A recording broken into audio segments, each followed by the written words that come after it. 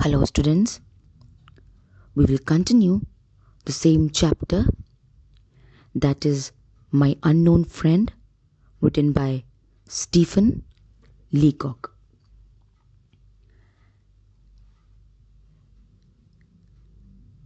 Now we will start with the 20th para. No, he went on, I suppose you had hardly cared to. Now the stranger continued speaking and thought that the speaker is not interested in his talk or doesn't care about in talking with him. Okay. 21st para. Not now, I said very gently. The speaker very gently said, very politely said, not now. 22nd para. I understand, I beg your pardon, he said. And there was silence for a few moments. Now, then the stranger requested to repeat again the words which was said by the speaker. And after that, there was a silence between them, means the stranger and a speaker, for a few moments. Now, 23rd para. So far, I had scored the first point. There was evidently an old place somewhere to which I would hardly care to go. That was something to build on. Now, the speaker got right that there was surely an old place somewhere which the stranger was talking about, and he can talk, means he can elaborate, talk on that particular place. Okay, so the speaker thought that this is the point on which he can elaborate his talk so that he can get to know who the stranger was. 24th para. Presently he began again, and the stranger started again, means he started to talk again. Now 25th para. Yes, he said, I sometimes meet some of the old boys and they begin to talk of you and wonder what you are doing. Now, stranger said, yes, I sometimes meet some of the old boys, means their old friends. He means their old friends, their old gang. So the old boys, and they talk about you and wanted to know more about you, or we can say, and wanted to know what you are doing in your life. 26th para. Poor things, I thought, but I didn't say it. The speaker, after hearing this, kept quiet because he didn't recognize this unknown friend, or you can say stranger, and he couldn't recall the old gang, the old place, the old friend. So he think it's better to be quiet rather to say anything.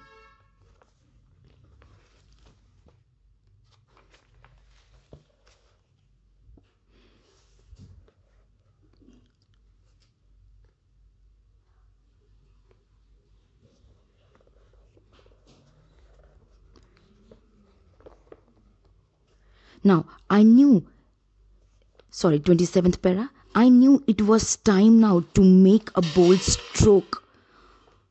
So I use the method that I always employ. I stuck in with great animation. The speaker knew that it was the time to take a risky step, or you can say bold step.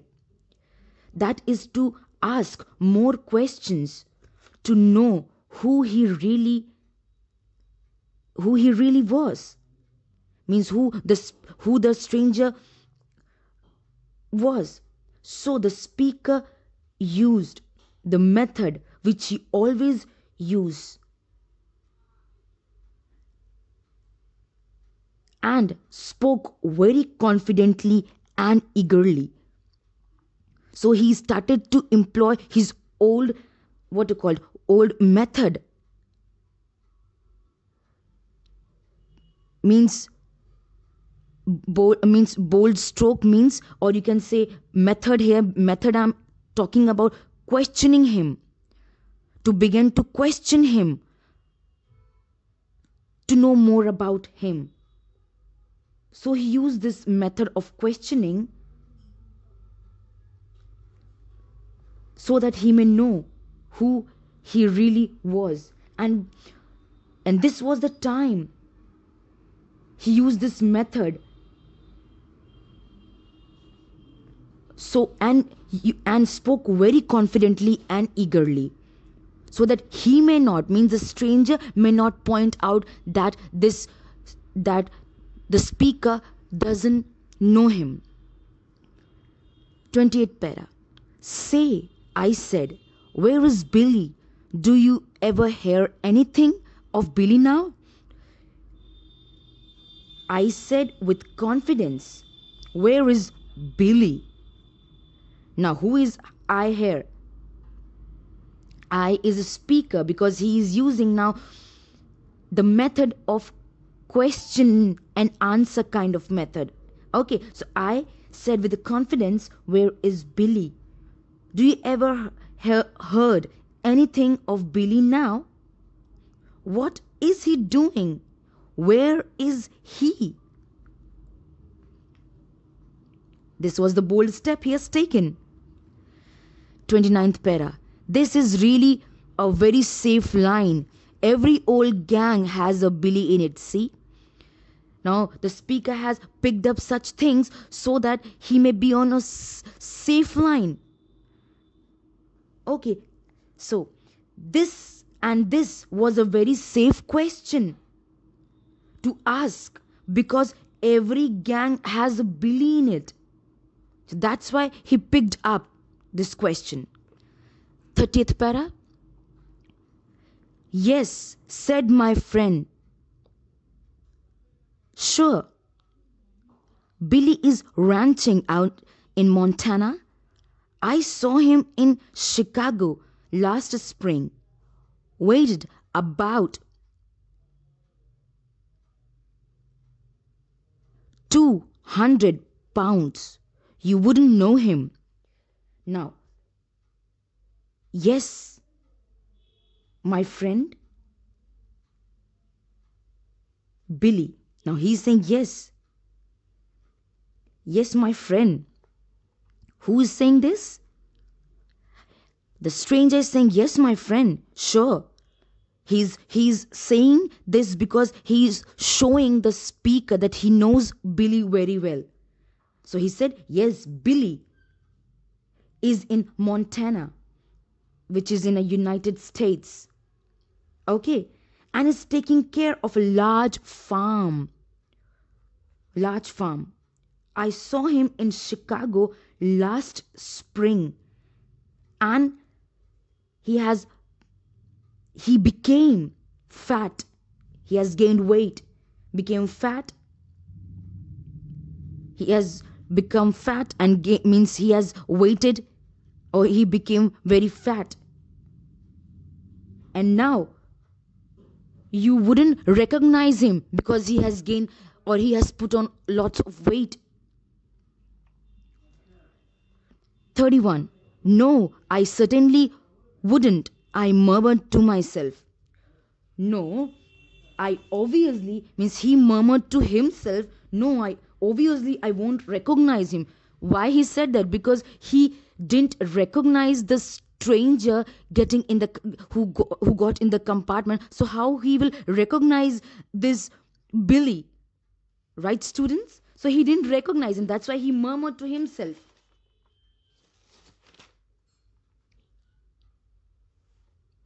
Now, 32 para. And where is Pete?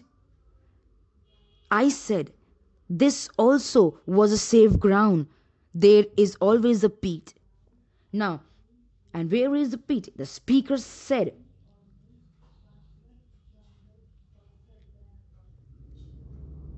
yes, again he asked, where is the Pete? And why he asked? Because it is also the safe ground. Because there is always a Pete in the group. Right? So that's why the speaker is asking, where is Billy? And where is Pete?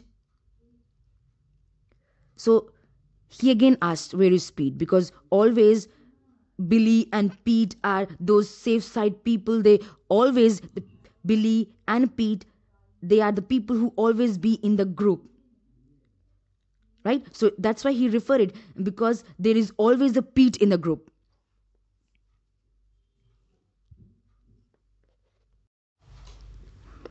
Now, 33 para.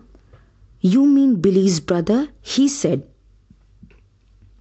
Now, the stranger said to the speaker, you mean Billy's brother? Then 34th para. Yes, yes, Billy's brother, Pete. I often think of him. Now, the speaker said, yes, of course, Billy's brother, Pete. And I often think of him. 35 para. Oh, answered the unknown man. Old Pete quite changed, settled down altogether. Here he began to chuckle. Why, Pete's married? Now, after this statement, I often think of him. The stranger said, oh, or you can say the unknown man answered, oh. Then he said, old Pete has changed a lot and has settled down. After saying this, he began to chuckle. Means after saying this, he began to laugh. Why? Pete's married. Now, obviously, if someone will say settle down, so in obviously in our mind too, this question will arise. Settle down means what? Married? So, this question must have arisen in the speaker's mind. 36th para. I started to laugh too. Under these circumstances, it is always supposed to be very funny if a man has got married. Now, the speaker started to laugh after hearing this, that Pete got married. Because in such kind of situation means here means the speaker is not knowing the unknown man and he's talking. He's managing to talk somehow by bringing up the old gangs, or he's trying to know, he's trying to find out who he was by putting some questions. And if in such condition, if someone will give that statement, settle down, obviously it will be a very funny thing, because he don't know he is not knowing anyone, just he is taking up a safe line by asking Billy, Pete. And if he says such kind of a thing like Pete's married, obviously it will be a kind of a funny thing, means the speaker have find this thing very funny. Now, 37th para. My friend continued, I often mean to write to you, he said, his voice falling to a confidential tone, especially when I heard of your loss. Now, the unknown friend, or you can say stranger, continued his talk.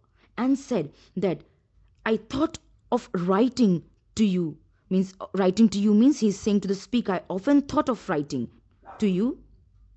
And after saying this, his voice was a little changed into a confidential tone. Why a confidential tone? Showing the means showing that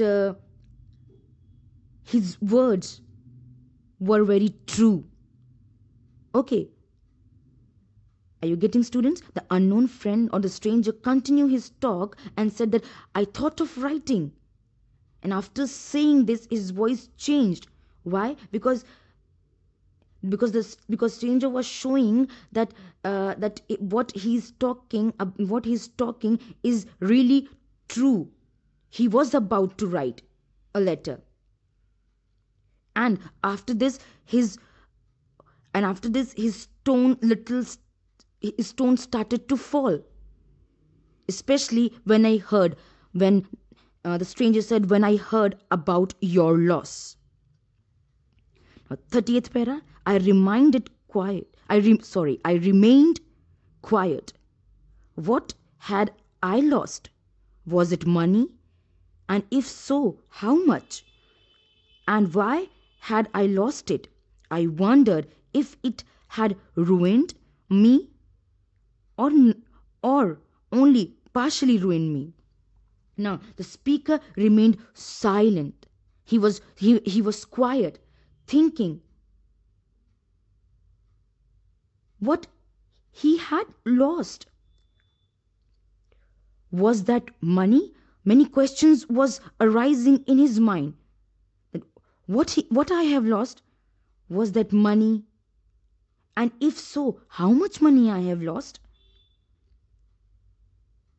Then I thought, if I have lost, then if it had ruined means destroyed. If it has destroyed him means if it has destroyed him fully, or if it has destroyed him partially. Okay, now 39th para. One can never get over a loss like that, he continued solemnly. Now, the stranger, or you can say the unknown man, said that one cannot forget or never forget or move on from this loss. He cannot forget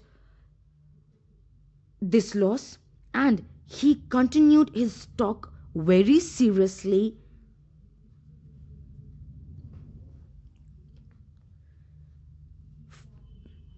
Forty para. Evidently, I was plumb ruined, means plumb completely. But I said nothing and remained undercover. Now, after that statement, speaker was completely ruined. So after that statement, speaker was completely destroyed. Completely hair destroyed means he was really very shocked, but never said a word. After hearing this statement, and pretended to be the friend of him, he was showing, after hearing such kind of loss, still he tried to pretend him means try to pretend stranger that he is still listening to him, he still is his friend. 41 para. Yes, the man went on, death is always sad. Now the stranger continued and said, yes, death is always sad.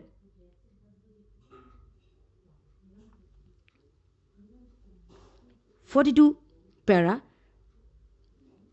Death. Oh, that was it, was it? I almost hiccuped with joy. That was easy. Handling a case of death in these conversation in this conversation is simplicity itself. One has only to sit quiet and wait to find out who is dead. Now, after hearing of death, the speaker said,